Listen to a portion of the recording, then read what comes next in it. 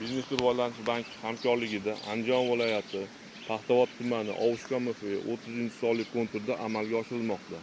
Bu yerda bakmak makka ekilgan. Maydoni hajmi 5 gektar, uzunligi 500 metr, bo'yi 100 metr.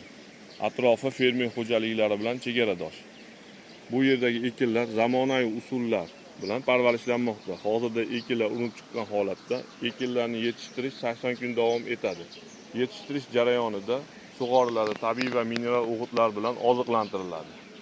Ushbu loyihada 25 ta dehqon xo'jaliklari biriktirilgan.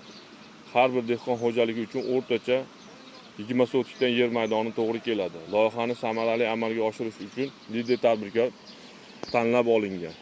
Ushbu loyiha bo'yicha har bir gektardan 18 tonna, jami 5 gektardan 90 tonna hosil olish rejalashtirilmoqda.